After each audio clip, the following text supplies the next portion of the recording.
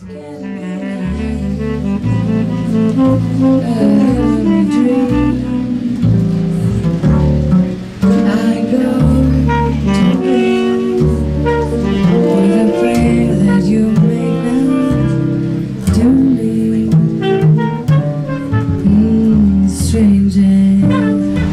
selling your art, that you're not, that you're an artist automatically. I think it just helps to, you know, because it takes time to create stuff, and you have to create like a body of work, which is standing all by itself, you know. It takes like you can't do that one night a week and work all the other nights doing something else. There's like this sweet balance to find. That's what it's called. Could you say and spell your name for the camera so we get it right when we do the subtitle thing? Alright, hey, how's it going? My name is Shappie, S-H-A-P-P-Y, like happy with an S, like shockingly happy, or shit happy, or... Wait, can I say shit on public access? You can say whatever you want. Shit fuck. I'll close with this one from my book, Spoken Nerd. Because I'm that nerd. I'm that nerd. I'm that nerd. I'm the eternal nerd of spoken word. I am that nerd. What can I say? I spent all of my rent money buying action figures on eBay. But I did not come here to chit-chat. I came here to roleplay. So how'd you get involved with the antagonist movement? How'd you end up here tonight? How did I end up here tonight? This guy, Mike Diaz, he's a very tough, bald guy. And he used to come over to the series that I help run over at the Bowery Poetry Club called Urbana. And he read there, and he and I have crossed paths poetically a couple times. Most recently at the Limerick Slam. You want to plug your thing at the Bowery Poetry Club? You could say when and where if you want. Oh, hey, yeah. I'm there every Thursday from 6:30 till about 10 o'clock at the Bowery Poetry Club, 308 Bowery, across from CBGB's there. We do a Poetry Slam open mic. It's open to all comers. We are a 3-time National Poetry Slam Championship venue. Thank you very much. I will smite thee with my 12-sided die. You best watch out, because I'm coming at you with my nerd eye. I am rocking you like Geddy Lee. I would talk to more girls if they didn't make me want to have to pee. Myself, I'm a magical elf. You better keep your hands off my Star Wars shelf. That's right, biatch. That's a mint in package Jawa with its original plastic cape. Don't that flip you a switch, just like the switch that Han Solo hit on Boba Fett that caused him to fall into the solid pit. Lest we forget, I'm coming at you in 3D, keeping it real with 2 E's, you see, for I am the master of all that I view, for I'm so much smarter and nerdier than you. I had Stephen Hawking gawking and gasping for air. I blew his mind with his knowledge and he fell straight out his chair. I beat Matthew Broderick at War Games with my Atari. I dug up Einstein's bones and made them say I'm sorry for that weak ass theory of relativity, because MC squared equals me, see? I'm the plastic baby Jesus in your mind's nativity. I will deprogram your mind with my Commodore 64. I'm so rich in nerd power, I make Bill Gates feel poor. I will kidnap George Lucas from Skywalker Ranch and tie him up in my basement until he replaces that fuckwit Jar Jar Binks from every inch and frame of Phantom Menace and Attack of the Clones and replaces him with me! For I am an ancient Jedi Knight. Only Yoda be older. I knocked Mork's space egg out of orbit and made it crash land in Boulder. I liquefied Alf and E.T. and drank of their plasma. I'm the motherfucker who gave Darth Vader asthma. For only I can unravel the mystery of the Sith. For I just knocked over the black monolith with my boner. Bet you didn't see that one coming, because I'm like a mystical nerd shaman who never stops drumming on your stupid Earth minds. For I am the original cast of Star Trek, and you are Deep Space Nine. Spock. Thank you. Yeah!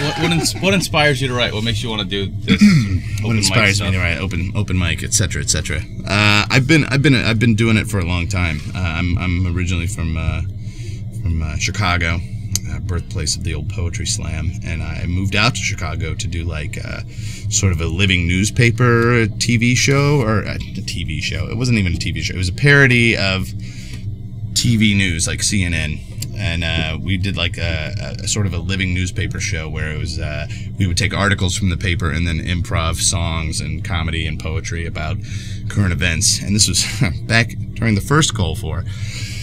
And then I heard about this poetry slam thing, and I had all these poems that I had already written for the show about Ross Perot and you know, pick a candidate and, you know, all the I never inhaled type of stuff, and then just sort of it went from there. I didn't really start really slamming in the poetry slams until like 2000. So I've been around the scene for a long time, but I really didn't see the need to do it like as a slammer until just recently. Nobody's gonna tell you ever you're an artist. You know, even if you get famous and famous in a way that the art world is recognizing your work, you might not be an artist. You might be a good businessman, or you might be a good artist, whatever. But you can be something else than an artist. An artist is that very, you know, profound belief in what you're doing that makes you call yourself an artist.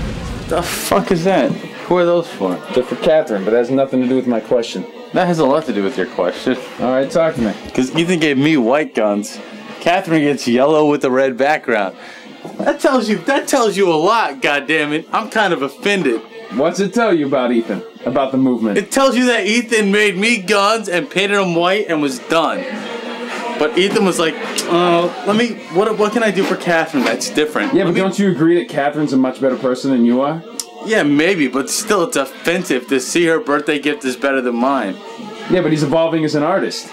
No, that's bullshit. He could have done this. He could have done this when he did my piece. Why? But he chose not to. Technically challenged?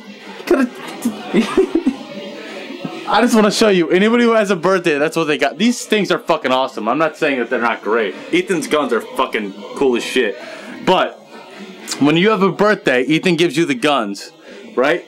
Normally they're white, but if you're Catherine Lyons, apparently they're fucking red and yellow. So what's that have to do with how the antagonist movement has changed over the year? Well, Ethan has changed apparently because Ethan thinks I'm only worth some white guns when Catherine Lyons is worth some yellow. I'm asking you about the antagonist movement, and you keep bringing it back to yourself. Ethan's a part of the antagonist movement. I'm bringing it back to Ethan. Oh, James, there's been a shooting at the city council. My God, what is this city coming to? Let me listen in on my spy phone. The one thing you should never do, whether you're a musician, an artist, a writer, whatever you do, don't stay home. Go out. Meet people, talk to people, do stuff, get involved, and realize it doesn't have to be perfect. Nothing in this world is perfect, and goddamn, if it ever is, I'm off. I'm out of here because Superfly Ninja! How'd you get involved with the antagonist movement? I know Milo and Kit. State and spell your name for the camera. Jennifer Liang. You want me to spell my first name, my last name, both? Both. JENNIFERLIANG. Why are you wearing a mask? That's what ninjas do! I started hanging out in Niagara like a couple years ago, and then I was away, then I came back, and then Ethan was saying how he was doing this antagonist movement, and you know, I started coming to Ignite and Fahrenheit, and basically I was just checking out everything that was going on with the art. And what exactly do you do for the antagonist movement? I'm involved in some covert operations. What was your impression? I thought it was pretty interesting how people who haven't done anything or wanted to do something or new have come together and, you know, kind of form this union, this, you know, to do their art and to push each other. What does that mean exactly? You know, I do a little this, do a little that. I go out at night with my mask on. All right, so what do you exactly do now for the antagonist movement? Right now I make bags. Gonna start making shirts. So that should be fun. And you commit crimes for art? I commit crimes for art. It's expressing a message. Fashion expresses a message. Would you commit a crime for art? I would commit a crime for art I'd commit a crime for art if it was, you know, not letting me be creative. It was a masturbatory act. That right there? Yeah, I put on some lipstick, I went into the bathroom. I was like, actually, I know who did it. You tell him. I'm a serious man with a mission.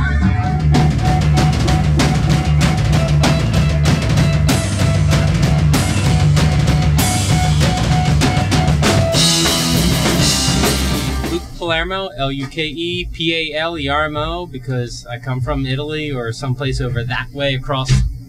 So you're not a natural American? No, I'm American. So we're talking about Italy, man. Everybody comes from somewhere.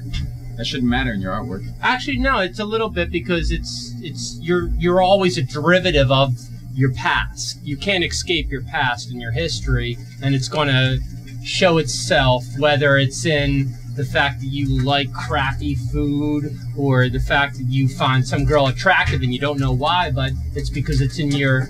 You are who you are, even if you don't know who you are, and one day you wake up and go, holy shit, I like this, and, you know, you try to find that zone. And for me, art and all this crap is trying to get what's in the head out there, and so it's a little bit of the past, a little bit of the future, a little bit of my head, a little bit of what you're thinking, but you don't know you're thinking. So you're obviously some sort of hippie.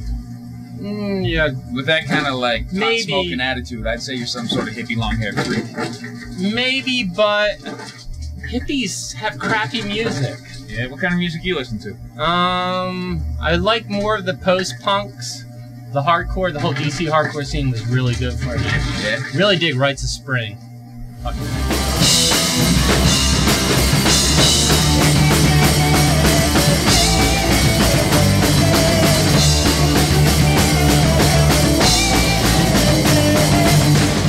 You got that thing on? I'm gonna lay down the ground rules. 1, you're gonna say and spell your name.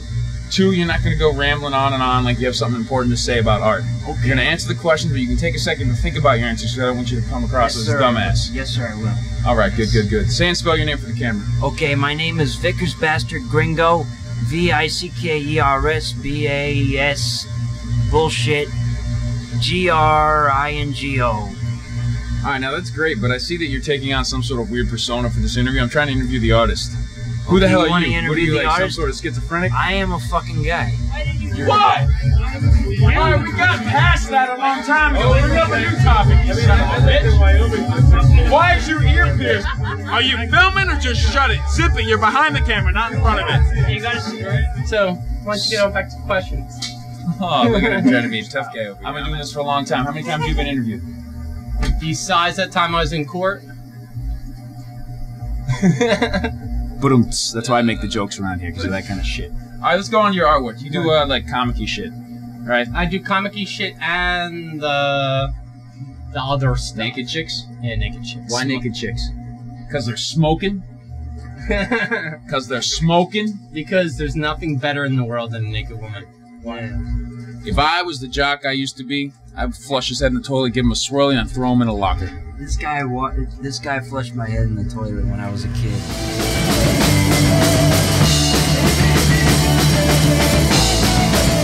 I do work with the New York Waste, and it really is everything that everyone else walks by is what we're going for. Because we're in a world where everyone buys everything they want, someone gives them everything they want, but everything that you really need is all around you and everyone walks by it like it doesn't exist. So let's look at the world and suck the marrow out of it.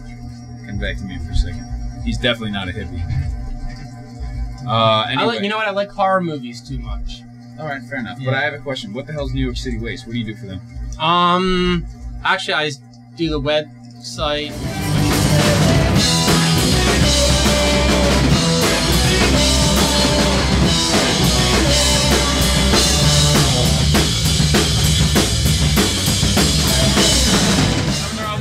I'm a comic book guy. You break it. I'm under the belly of New York City. Look at me, like I'm living in shit, but I believe in what I'm doing. I think that shit is all preaching bullshit. I'm asking you, what makes an artist a guy? Okay, well, I work a shift from 7:30 to 3:30. I come home all pissed off. I drink a cup of coffee. I sit down, I draw my fucking pictures, I do the little things in there, I do the little happy faces, and then like I'm set, you know, and that's it.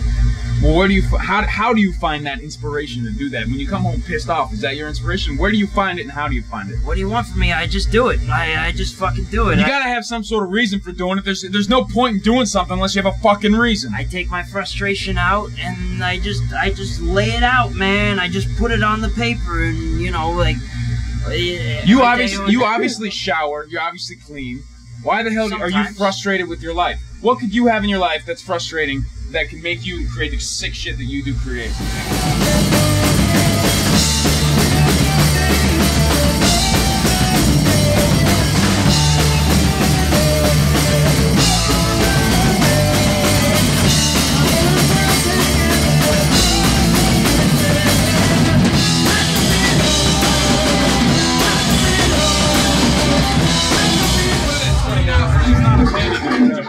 Second of all, $20 for that shit. Now you throw my lipstick on there? You throw my lipstick on there, it's worth at least $300. Well, no, I'm hands fucking down. Isn't that worth $300 now that my lipstick's on there? Damn right. Damn right, the man says. He says, damn right. Now, in this perfect life that you lead with the martini sipping and the robe, silk robe, I assume. I like it, yeah. The Playboy bunnies around. Would you commit a crime for art? Would you jeopardize that perfect life to get something done that you believed in? That's like the generation. I'm not talking protest. I'm talking fuck some shit up for your artwork. I'm not talking fucking let's hold hands, sit in a circle and smoke some weed. I'm talking take a knife to someone's throat. I'm talking theft. I'm talking breaking and entering. Would you do any of that shit? Yeah, man, that's my sperm and egg. That's my sperm and egg, you know? Like, maybe I would do that if I didn't have my brie cheese. You know, like, it's like that crass line. If there was anarchy, where would I get my fags? Where would I get my meat? But the thing about it is, I'm very comfortable. I'm sitting down. You got people occupying Iraq with no showers. I'm sitting down with my olives, you know? Olives are good. Like, why would I want to deviate from that? I'm a comfortable American. You have to understand, my name is Gringo. I'm a very comfortable gringo. I sit down, I got my chair, I got my easel, I have my inks, I got my pens. Why would I complain?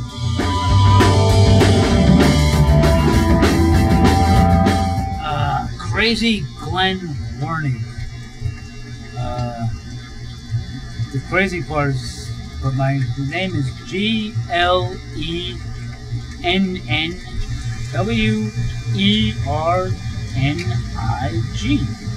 Where'd you pick up the crazy? Ah, it's a poker nickname.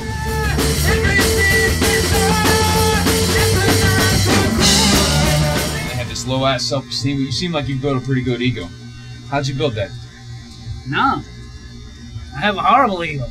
Why? Because like I'm a bum and a drunkard and like...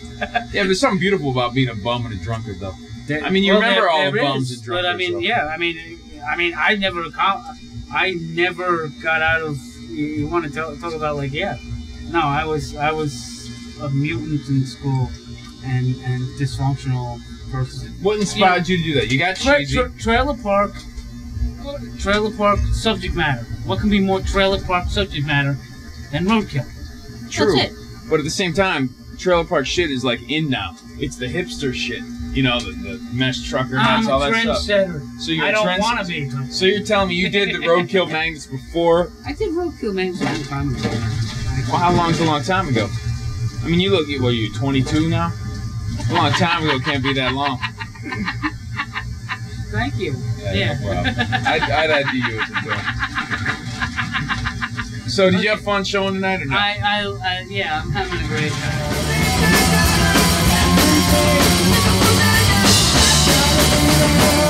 This is live action art. Live action art. That increases the value. Come on, live action art now. LAA. I am not a comic book. That's it. What do you know about the antagonist movement, and how did you get involved tonight? I get involved, you know, basically I'm a tough guy. But see, one time I submitted my JPEGs on Hotmail.com. I was like, hey, I really want a show. And then these guys wrote me back and they were like, hey, we want you to show. So that's how I got it. I gotta follow up. Unless you're still going. Nah, I'm finished. Freddy Krueger. Is he part of your inspiration? Freddy Krueger, Nosferatu, Teenage Werewolf, and S. Clay Wilson.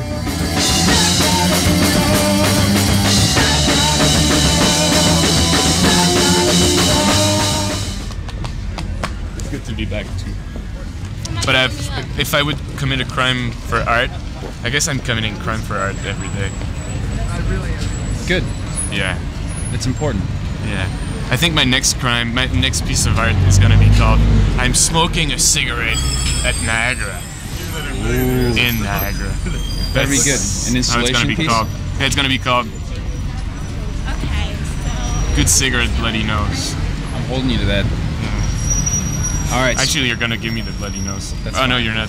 Am I hitting you or are you hitting me? Uh-oh. No, you're hitting me, of course. And you gotta hit me like in different places or like in like different time.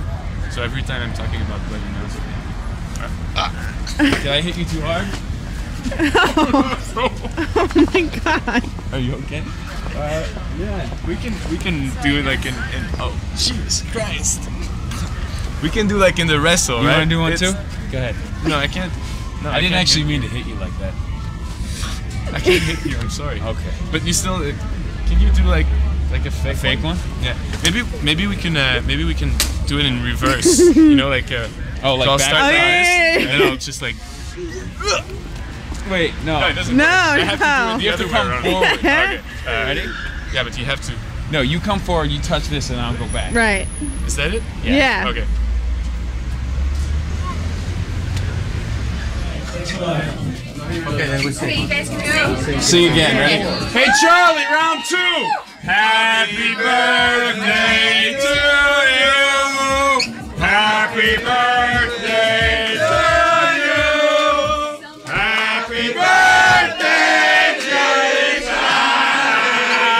Happy birthday to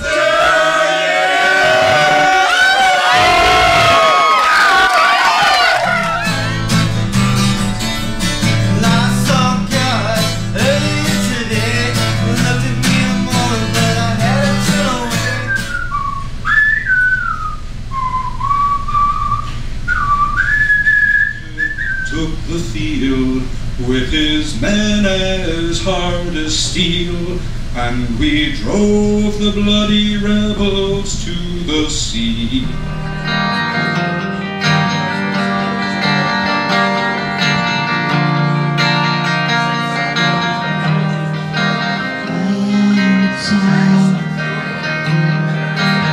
My name is Tara Angel, T-A-R-A-A-N-G-E-L-L. I'm Tommy Stinson, T-O-M-M-Y-S-T-I-N-S-O-N. And so what brings you here tonight? What'd you do tonight? I played a solo show. The crowd was like, they started talking for a while, really loud, and then Yeah, they but they're a stopped little for a noisy. while, and then they started talking, and then I grabbed their attention, and I sucked them into my world. What And world then is they were that? just, Did you eat 'em up? then they just became just mesmerized. Did you eat them up? Yeah. Good. That's what you gotta do. You gotta.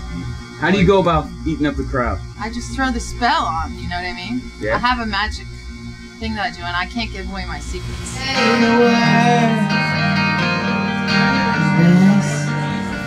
How'd you get into music? How did I get into music? Yeah. And when? I think music got into me. It took me a while to understand what writing a really good song is.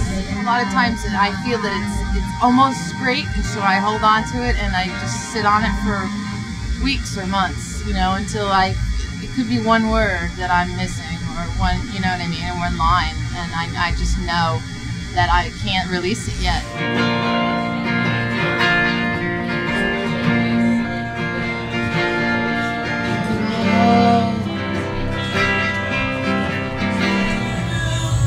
All right, I need the clavicle.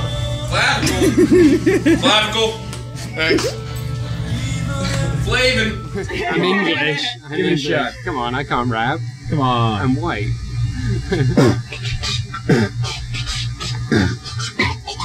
You got nothing? No. Snap your fingers. I guess I'm white too, huh?